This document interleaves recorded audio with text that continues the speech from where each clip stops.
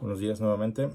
El día de hoy pues continuaremos en nuestro estudio de Marcos y estaremos viendo cómo nuestro Señor Jesucristo tiene compasión de una gran multitud, pero básicamente se interesa más en el entrenamiento de sus 12 discípulos en particular, porque son los hombres a quienes va a dejar asignado este ministerio para la institución de su iglesia.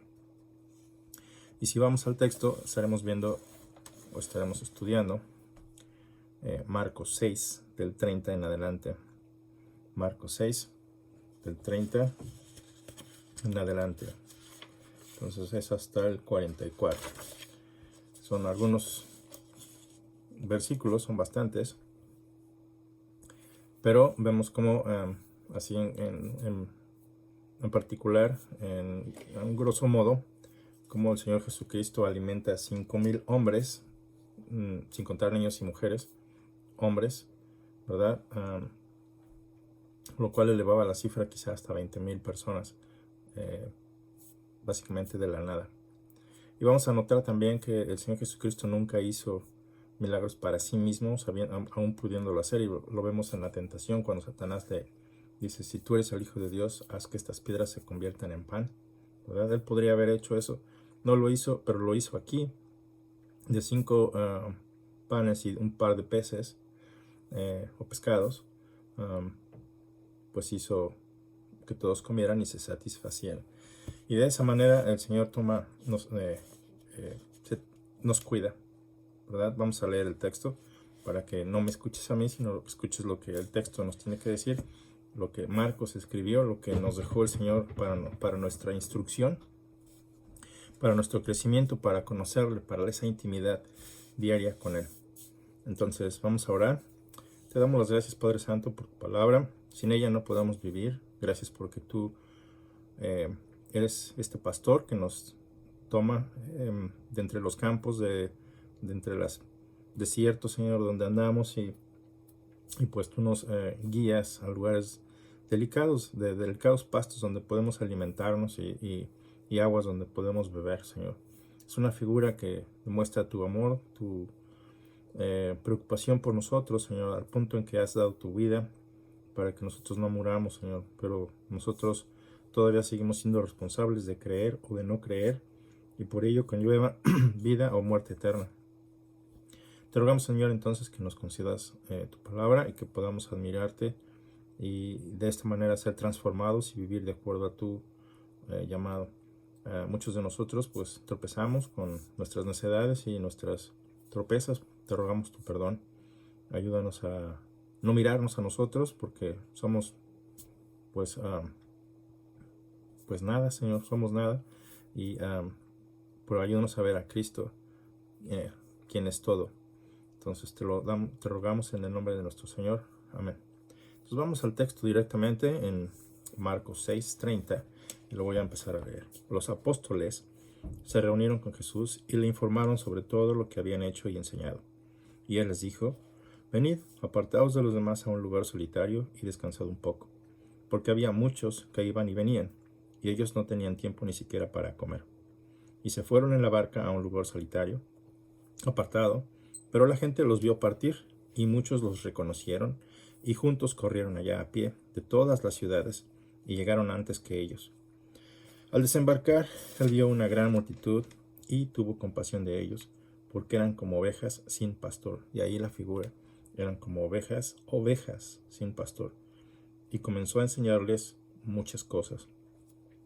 Y cuando era muy tarde ya, sus discípulos se le acercaron diciendo: el lugar está desierto y ya es muy tarde. Despídelos para que vayan a los campos y las aldeas de alrededor y se compren algo de comer. Pero respondiendo él les dijo: dadles vosotros de comer. Y ellos le dijeron: ¿quieres que vayamos y compremos 200 denarios de pan y les demos de comer? Él les dijo: ¿cuántos panes tenéis? Id y ved. Y cuando se cercioraron le dijeron: 5 y 2 peces. Y les mandó que todos se recostaran por grupos sobre la hierba verde. Y se recostaban por grupos de 100 y de 50. Entonces él tomó los panes y los peces, y levantando los ojos al cielo, los bendijo. y partió los panes y los iba dando a los discípulos para que los sirvieran también, y los repartió los peces entre todos. Todos comieron y se saciaron, y recogieron 12 cestas llenas de pedazos, y también de los peces. Los que comieron los panes eran 5,000 hombres. Aquí vemos que después de que nuestros discípulos, los apóstoles, regresaron de esa gira por toda Galilea, predicando el Evangelio, predicando el arrepentimiento, predicando el reino de Dios, regresaron con reportes, regresaron y pues tenían, como todos nosotros, dudas, querían compartir las hazañas que experimentaron, quizá satisfechos, quizás un poco tristes también por aquello de la noticia de Juan el Bautista, ¿verdad? Y pues también algunos de ellos, me imagino, como tú y como yo, temerosos por su propia seguridad. Si eso le pasó a Juan, que era el favorito del rey, pues ¿qué podemos esperar nosotros, verdad? Y al parecer muchos de estos retiros que el Señor Jesucristo intentó, ¿verdad? Intentó, digo, porque aquí vemos que el texto nos dice que los toma aparte y se los lleva a un lugar desierto donde no hay nadie, pero la gente los vio y los fue a buscar. Entonces no hubo tal retiro, ¿verdad? Hubo un día más de trabajo. Pero esto es lo que nos dice el texto. Los apóstoles se reunieron con Jesús después de su gira y le informaron sobre todo lo que habían hecho y de todo lo que habían enseñado. Entonces sí, hay ese tiempo en el que quieren pasar tiempo con nuestro Señor, y el Señor, en su entendimiento, en su conociendo que pues hicieron un trabajo fuerte, cansado, pues reconoce que requieren de estar un tiempo a solas. Les dice: venid, apartaos de los demás a un lugar solitario donde no hay nadie, solo nosotros, y descansad un poco. Y ese es el trabajo del misionero, ese trabajo de todo de todo obrero para Dios, o de obrero de Dios, ¿verdad? En el que debemos de poner de nuestro esfuerzo. Todos necesitamos trabajar y hacer un poco de esfuerzo. Jesús no es indiferente a tu esfuerzo, también reconoce que después de trabajar, ¿verdad?, requieres de un poquito de descanso, y aún así vemos que aquí eso no pasó, porque el texto nos sigue diciendo que había muchos que iban y venían, muchos enfermos, mucha gente, la gente los buscaba, y sobre todo a Jesús, por lo que le veían hacer, por lo que le escuchaban decir, ¿verdad? Entonces había mucha gente, pero no tenían ni un tiempo para comer, así que los tomó aparte y se fueron en la barca a un lugar solitario apartado.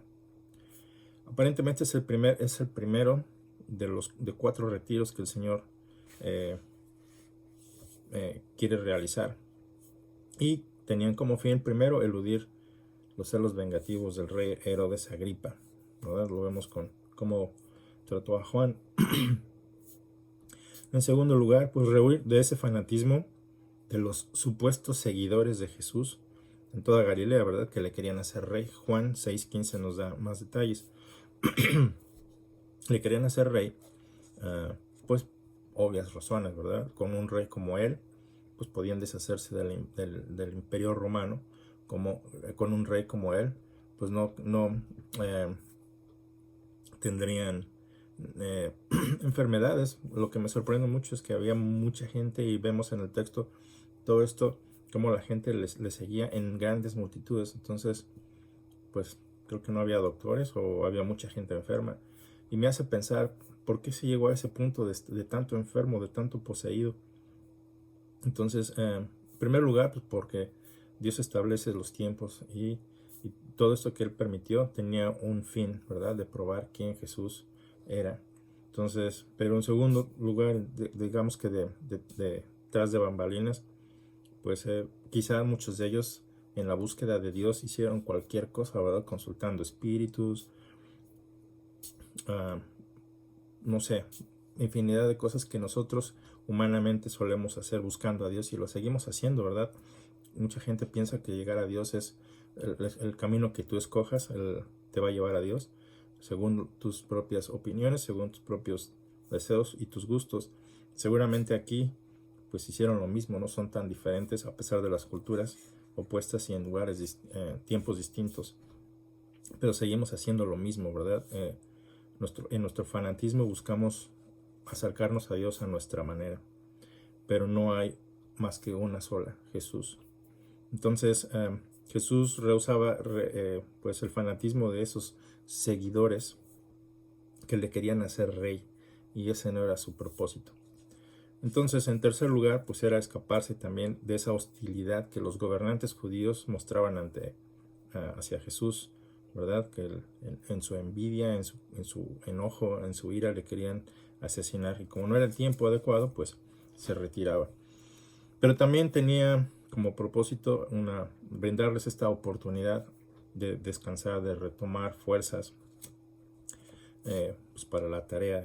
Como Galilea era una región pues bastante grande, pues había mucho trabajo, ¿verdad? Mucha gente enferma, y pues había que tomar ánimo. Pero especialmente lo hacía para enseñar específicamente y con más concentración a sus 12 discípulos. Hasta este punto donde estamos, al Maestro, nuestro Señor Jesús, le queda menos de un año de vida aquí en el planeta Tierra. Entonces, a ese punto era importante el entrenamiento. El detalle es que en ese retiro fallido, la gente los vio partir. Quizá después, el texto no nos dice con detalle si lo tuvieron o no, tuvieron ese tiempo a solas, pero la gente los vio partir en una barca. Y muchos los reconocieron, y juntos corrieron allá a pie, dice las Escrituras, de todas las ciudades, Capernaum, Tiberias, no sé, de todas las ciudades que hemos estado mencionando, ¿verdad? Cuando escucharon que Jesús iba hacia Betania, nos dice el texto en otros evangelios, llegaron antes que ellos, pues ahí corriendo, pues eran como 12 kilómetros hasta el punto donde ellos llegaron, y el Señor Jesucristo al desembarcar vio una gran multitud. Entonces no hubo tal retiro hasta aquí, ¿verdad? No hay, a pesar de un lugar desierto donde que al parecer Jesús conocía, pues la gente lo buscó, lo siguió, ¿verdad? A lo largo de la costa del mar de Galilea, del lago, pero el mar se le llama mar, y tuvo compasión de ellos, no los rehusó, no se hizo a un lado, lo cual nos enseña a nosotros a ser compasivos con la gente, ¿verdad? Cuando tenemos planes y los planes no funcionan como uno quiere, pues ser compasivos, no echar a la gente afuera, o pedirles que vengan en otra ocasión. Jesús aquí no hace eso, sino que tiene compasión de ellos, y el motivo es porque tú y yo somos como esas ovejas sin pastor. Y una ovejita pues es un animal pequeño que requiere de su propia madre, pero si no tiene su propia madre de quien pueda ella proveerse de leche, ¿verdad? De protección contra los lobos, de protección contra el frío, en grupos, ¿verdad? Se protegen entre ellos, pues cada quien, esos pequeñas ovejitas, cada uno por su lugar, pues se refleja en esto. Son como ovejas que no tienen un pastor que las cuide, que no tienen un pastor que vea por ellas, que les guía a pastos deliciosos y aguas no contaminadas, o agua. Entonces lo primero que hace es comenzó a enseñarle muchas cosas. Vemos que Lucas nos dice que, a ver si es Lucas, dice...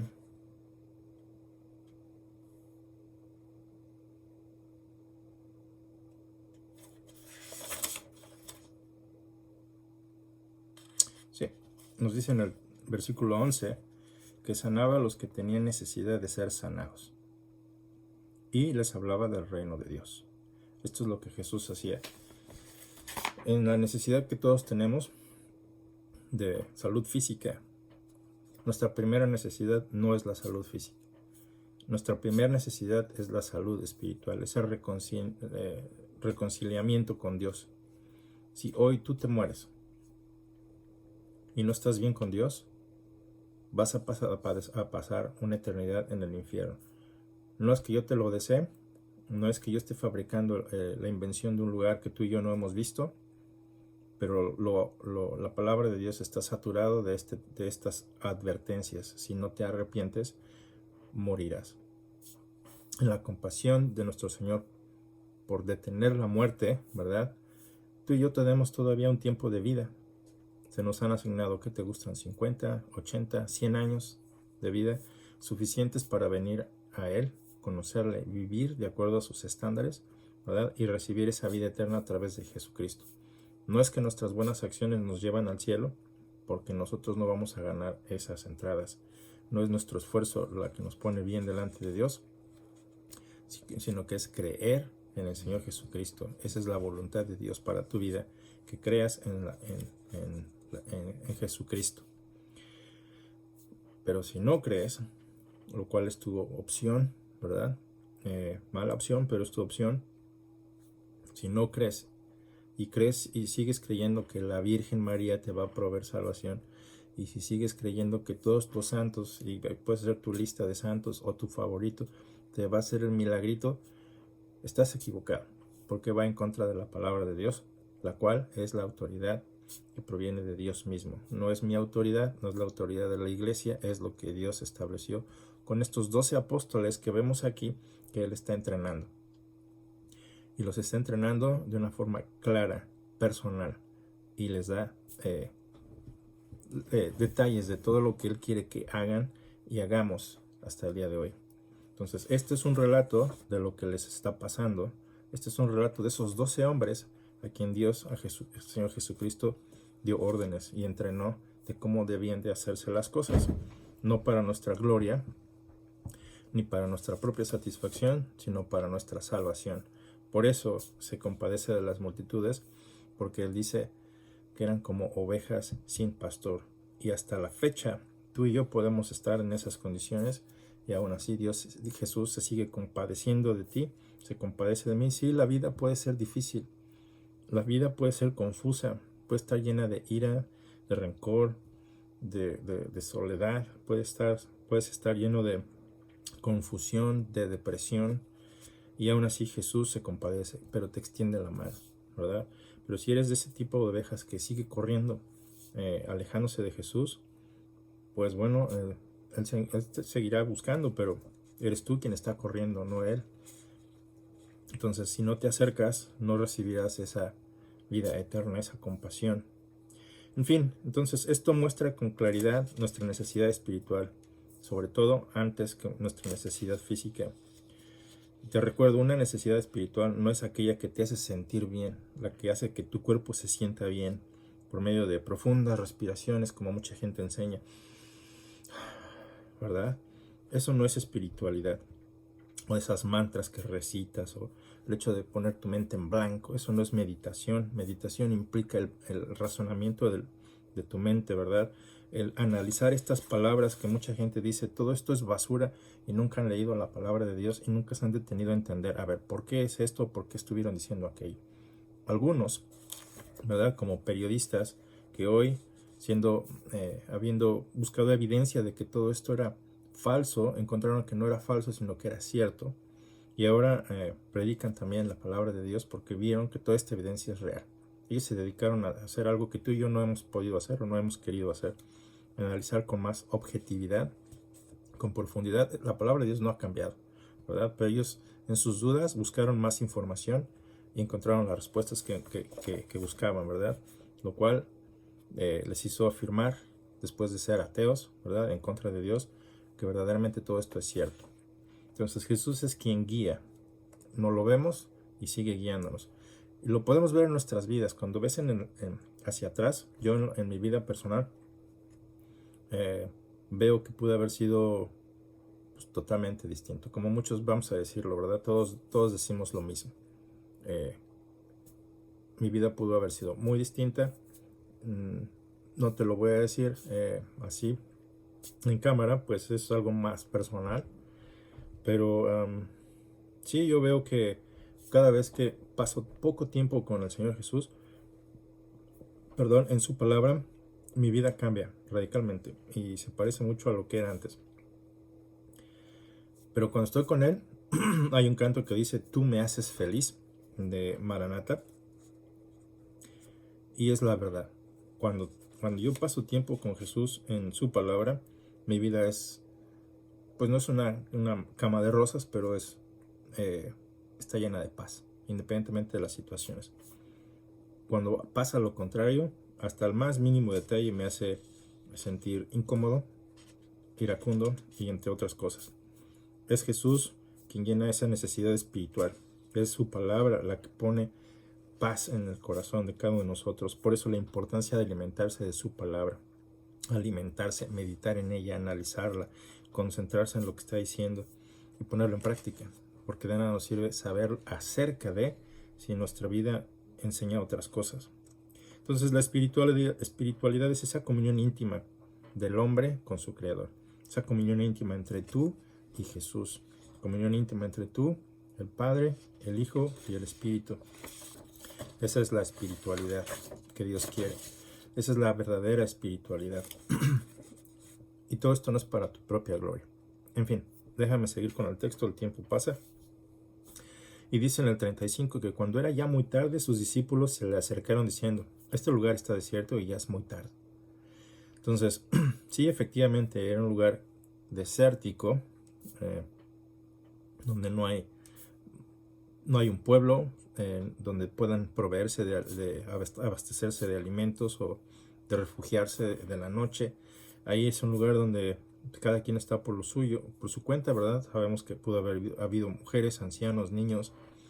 Pues estos discípulos están preocupados por su bienestar y sabes que ya tienen que irse, despídelos para que vayan a los campos o a las aldeas de alrededor y se compren algo de comer. Entonces estos son los 12 hombres que salieron en gira predicando el reino de Dios, a los cuales Jesús les dio poder sobre los demonios, ¿verdad? Les dio poder sobre las enfermedades, estuvieron sanando gente, estuvieron predicando, estuvieron liberando personas. Quizá algunas veces no fueron recibidos, ¿verdad? Y se movieron a otro lugar. Y estos son los hombres que le dicen a Jesús humanamente, dicen, a ver, lógicamente es tarde y no han comido, así que hay que despedirlos.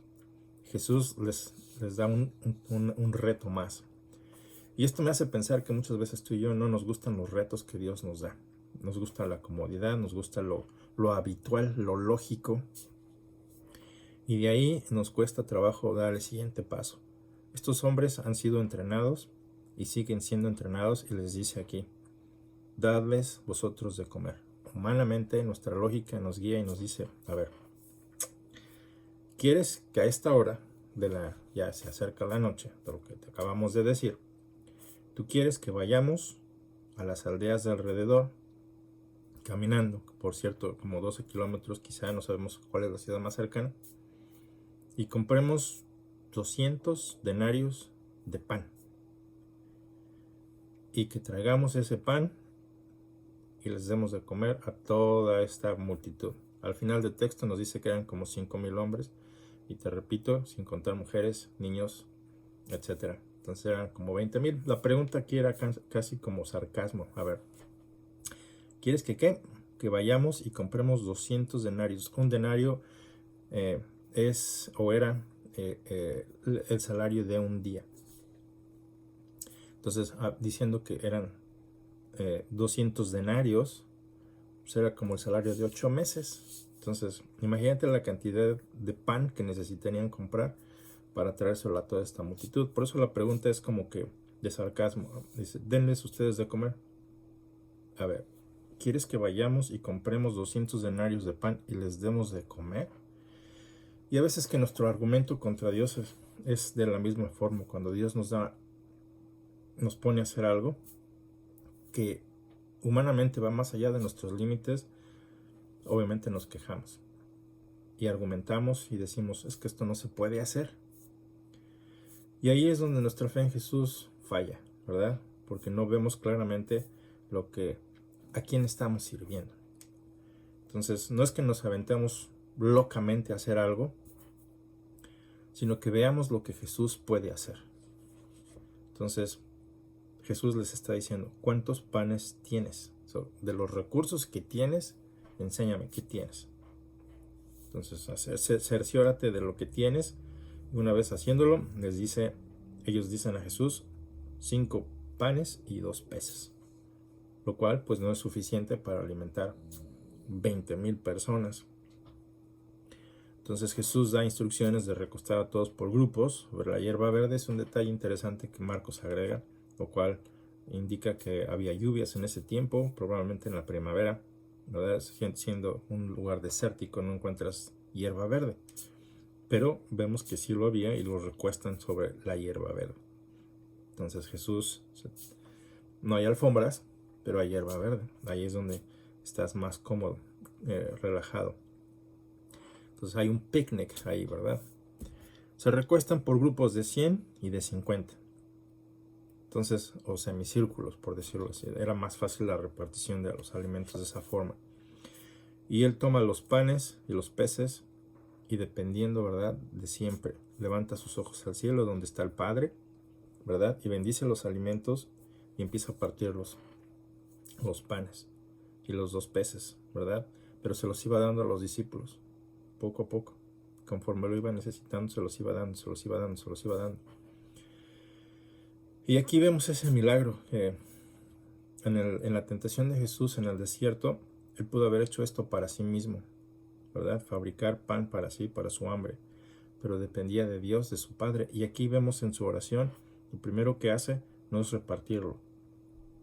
Lo primero que hace es mirar al cielo, donde su Padre está. Y esa es la relación que tú y yo debemos de comenzar a establecer con Dios.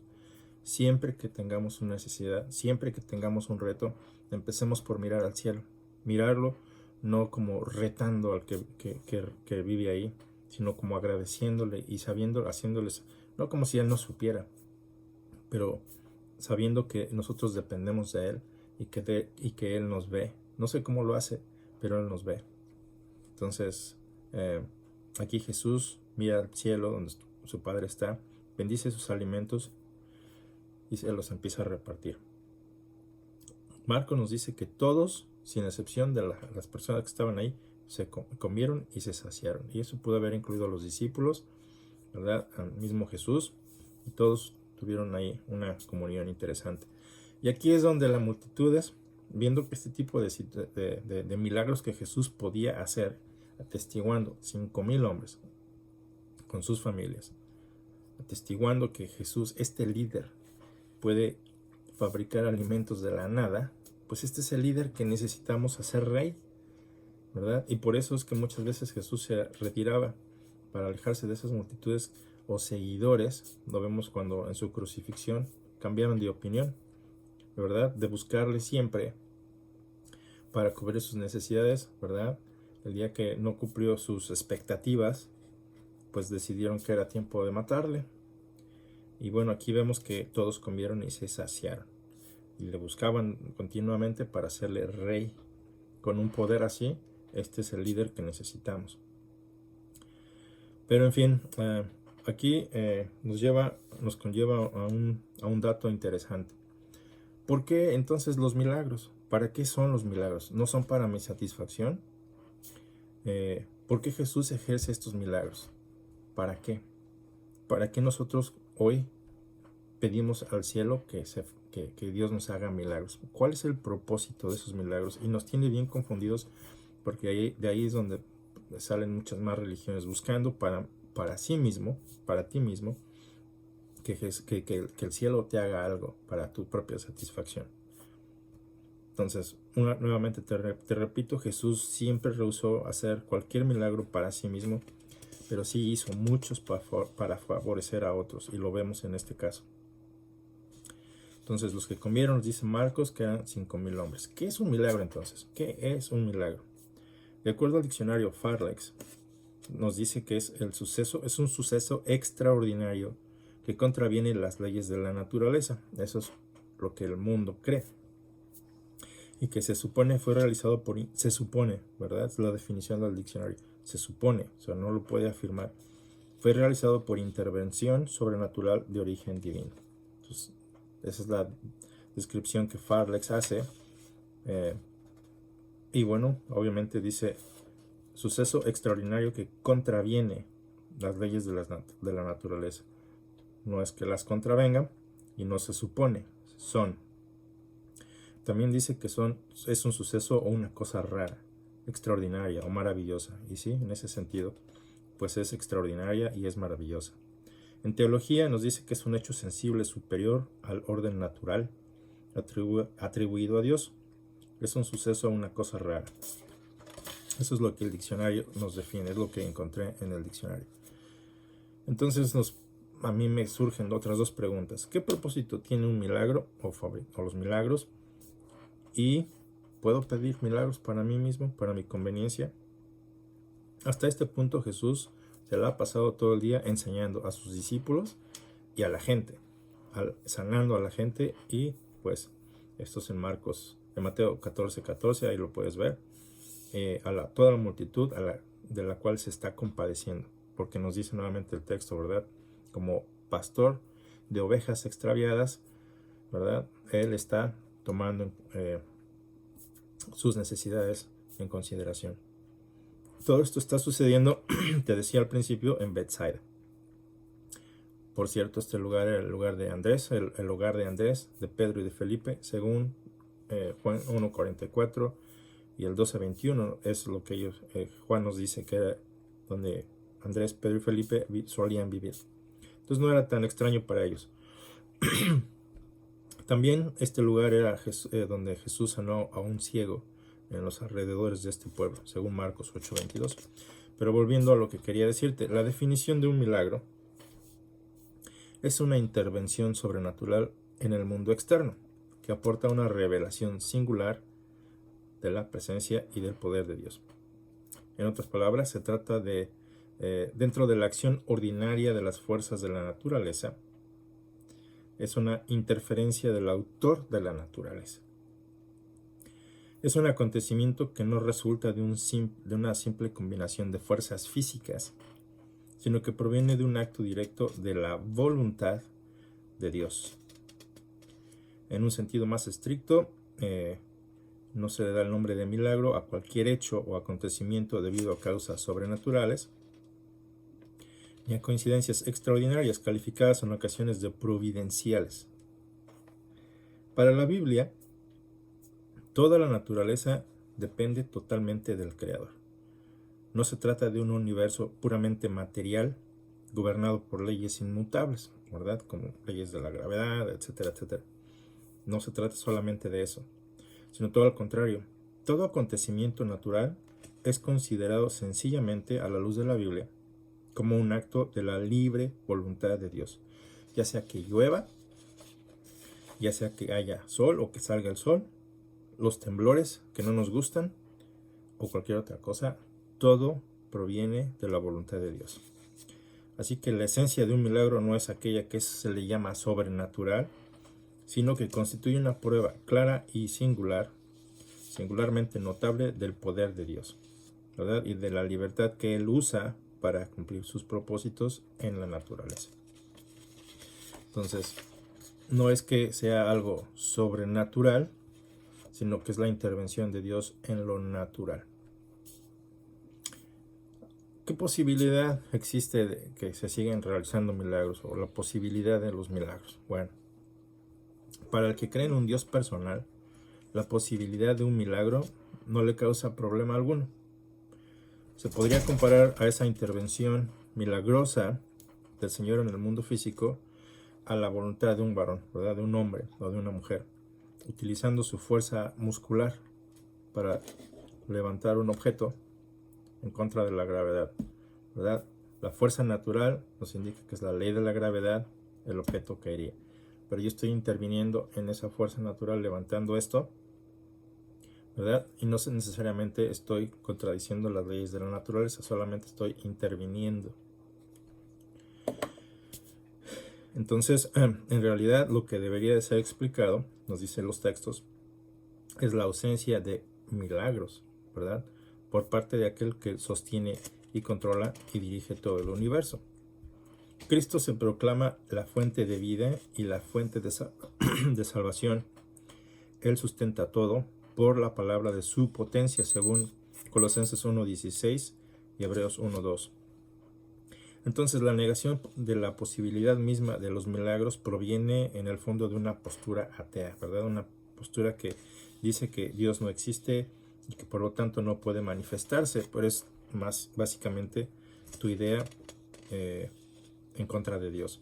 O es una idea de panteísmo, ¿verdad? Que no es un ser personal, entonces no sabría intervenir inteligentemente. No conocen de Dios, pero dicen que no puede hacer tal cosa.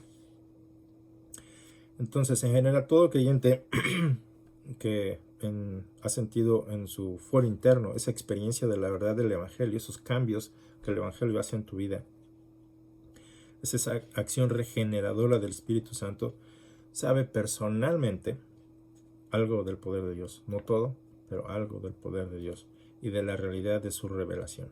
Entonces no nos cuesta nada admitir otras intervenciones divinas. Y todos tenemos experiencias de ese estilo, ¿verdad? Y la gente no los puede creer. Lo consideran como casualidad. Tan íntimamente ligadas a la historia de la salvación. Entonces, cuando tú vives para Jesús, cuando vives para Dios y te encuentras en situaciones difíciles y ves cómo Dios proveyó para tu necesidad en muchas formas, pues podemos admitir que Dios intervino. Entonces, por ejemplo, con el que había sido ciego de nacimiento, se puede decir, él dijo, una cosa sé, que yo era ciego y ahora veo. Juan 9:25. Entonces, no argumentó quién era Jesús, simplemente dijo, yo solamente sé una cosa, antes no podía ver y ahora sí. Él fue el que lo hizo. Entonces sabemos que somos una nueva criatura. Cuando vemos que ha operado en nosotros ese milagro, al que le llamamos milagro de ese nuevo nacimiento, que no podemos entender, pero que fue realizado en nosotros. Textos como para probarlo, pues está 2 de Corintios 5:15, Juan 3 al 8. Y por eso podemos dar crédito no solo del autor, sino de todos los milagros son posibles, ¿verdad? Y siempre esperamos que los milagros, cuando pensamos en milagros, pensamos que una persona que no puede caminar vuelva a caminar. Una persona que no puede ver, que pueda volver a ver. Y eso es lo que reducimos también la palabra milagros. Lo reducimos a experiencias físicas. Entonces, ¿qué efecto insuficiencia han tenido los milagros a lo largo de estos años, de estos siglos? Bueno, los milagros y la manifestación del poder de la intervención de Dios se dan para impresionar al hombre y para ayudarnos a creer. Entonces, después de haber dado señales patentes de su naturaleza y su misión divina, Jesús afirma, ¿verdad?, a sus escuchas o interlocutores que debían de creer a causa de las obras mismas. Juan 10:25. Entonces tuvieron la oportunidad de ver lo que Jesús puede hacer y por esa razón debían creer, ¿verdad? Por todas esas obras que Él hizo, no solo por lo que decía y se levantó, ¿verdad? No era un palabrero solamente,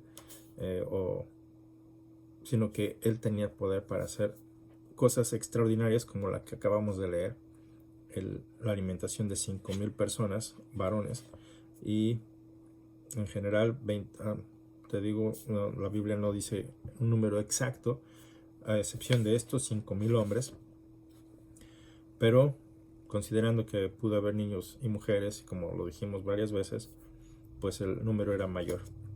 Entonces afirma que también Jesús, sus obras dan testimonio de quién es Él, es Dios, es de su autoridad, sus obras hablan de su autoridad. Entonces, obviamente, lanza reproches contra todos los que no aceptan su testimonio. Ese testimonio de lo que Él está haciendo, obviamente Jesús los reprocha. Mateo 11, 3, 5, 20 al 21, 12, 28, ¿verdad? Juan 5, 36, 14, 11, 15, 24, 20, del 30 al 31.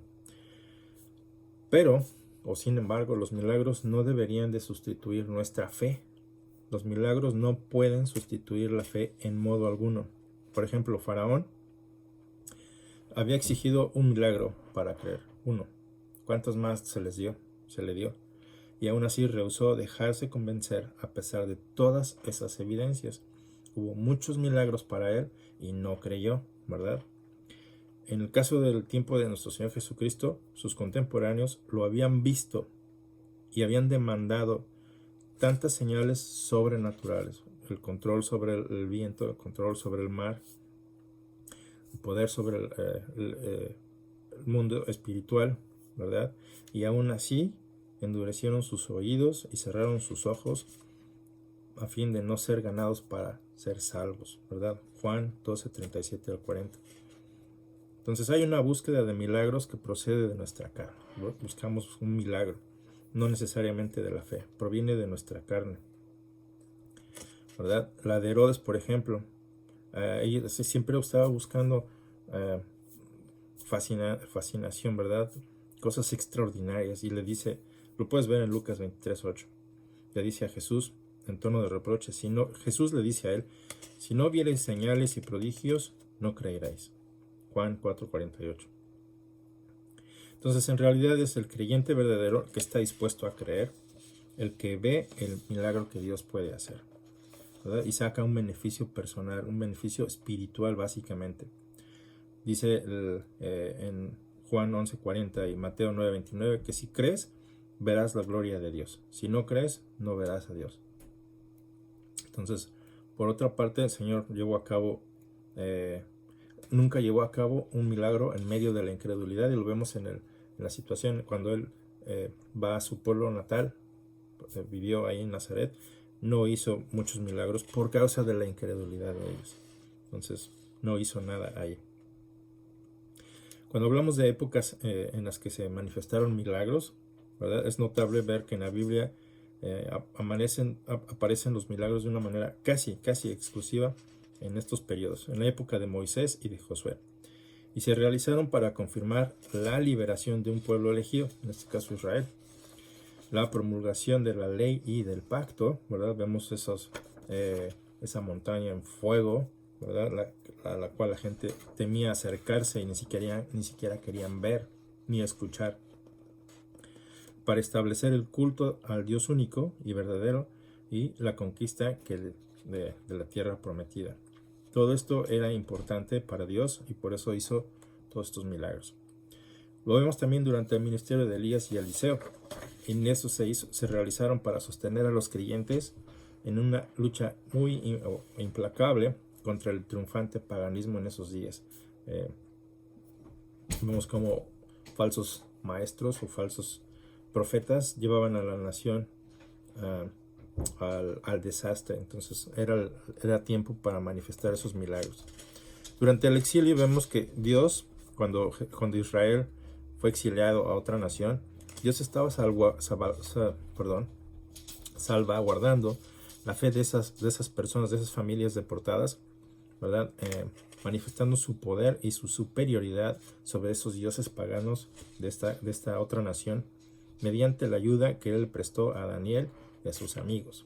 Entonces no era que Daniel y sus amigos eran super gente o que ellos habían pedido un milagro, sino que Dios usaba a estos hombres para probarle a esta nación la superioridad de su amor. Entonces, cuando comenzaba el cristianismo, también se realizaron muchos milagros para acreditar la persona del Hijo de Dios y de su obra de salvación.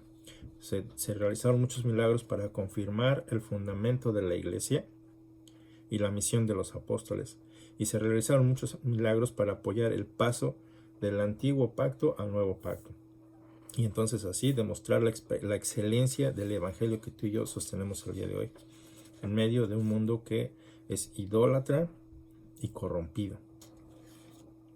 Entonces, fuera de estos periodos, pues también vivieron gente muy notable como Daniel, ¿verdad? Como Abraham, como Juan el Bautista, y aún así ninguno de ellos hizo milagros. Y vemos que Abraham se le llama el padre de todas las naciones, que David fue el mejor de los reyes que Israel ha tenido, y vemos que el libro de los Salmos, muchos de esos salmos fueron escritos por el rey David, y aún así no hicieron milagros. Entonces, los milagros en nuestra época, ¿verdad?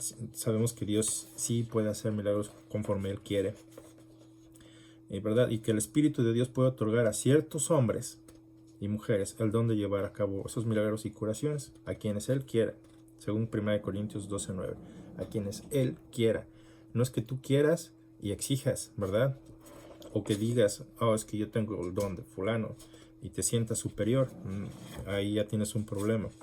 Entonces es importante que no te olvides que tales manifestaciones tienen primero que estar en pleno acuerdo con la palabra de Dios. Si no están de acuerdo a la palabra de Dios, estás engañándote o siendo usado de una manera, pues quizá por Satanás mismo.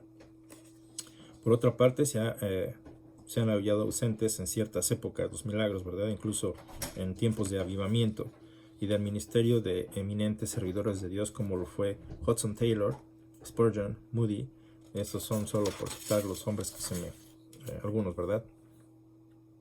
Entonces sería erróneo aplicar un término milagroso solo a los dones de curación o de lenguas.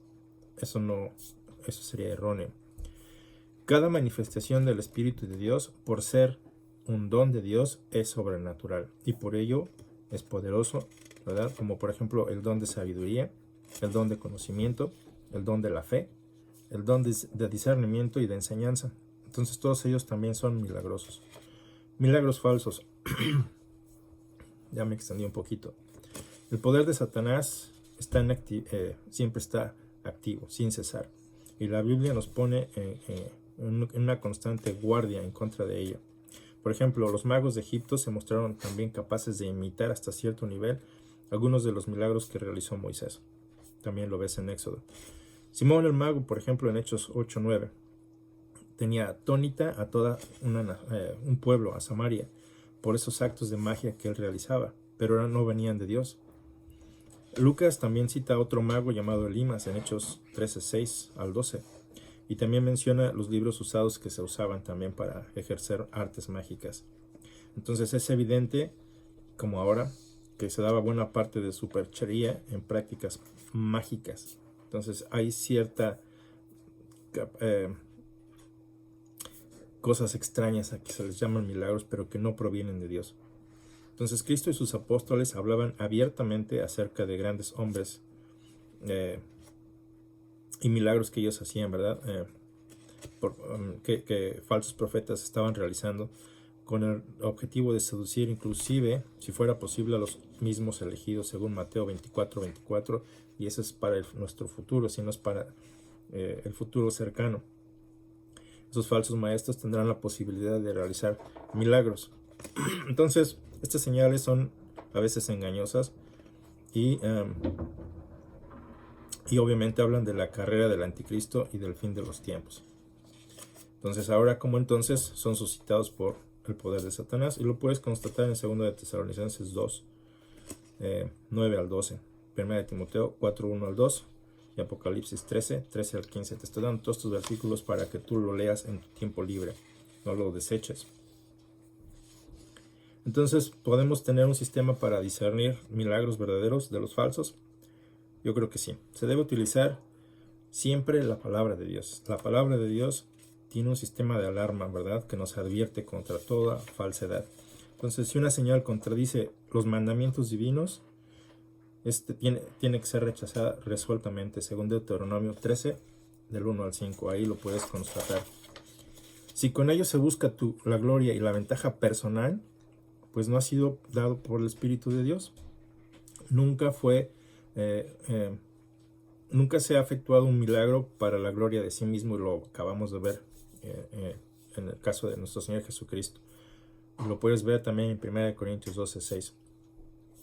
Los milagros auténticos siempre van a manifestar la grandeza y la santidad de Dios, no tu gloria. Entonces, por lo que no pueden venir prodigios absurdos y pueriles, por ejemplo, esos evangelios apócrifos, ¿verdad?, que hablan de la leyenda de los santos en la Edad Media.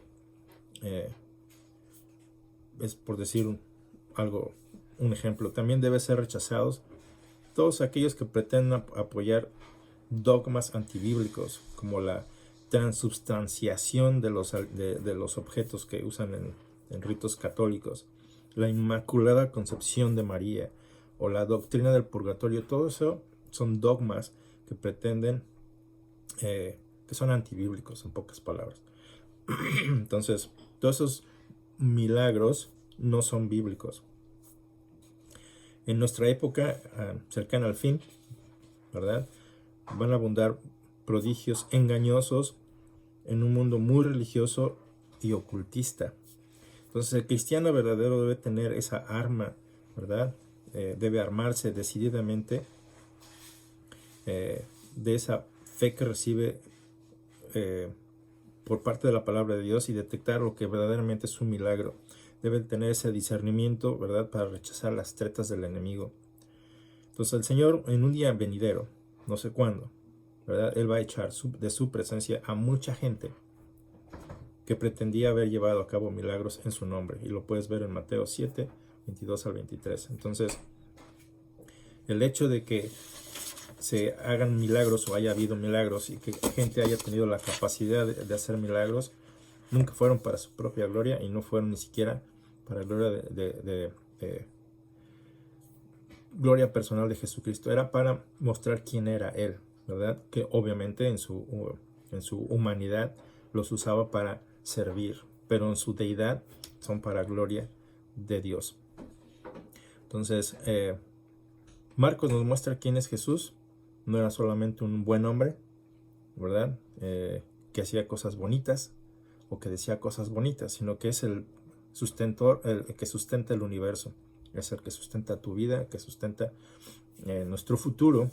Y si no vienes a Cristo el día de hoy, no venimos en arrepentimiento y solamente nos volvemos oyentes y nos habituamos a nuestra religión, pero nos alejamos en nuestro corazón de Dios, somos solamente adoradores de palabra y no de hechos. Entonces, Jesucristo nos dijo que aquí está alimentando a estos hombres de una manera física, pero sus palabras son las que necesitamos más, ¿verdad? Su enseñanza es la que nos da vida eterna, y esa es la que necesitamos para dar un buen testimonio de Él, ¿verdad?, ante los incrédulos. Pero cuando nos alejamos de Él, pues solamente pues hacemos todo lo contrario. Entonces, espero que te haya sido claro que los milagros no son para tu gloria, que los milagros que Jesús está haciendo aquí son para gloria de Dios, para mostrar quién es Él.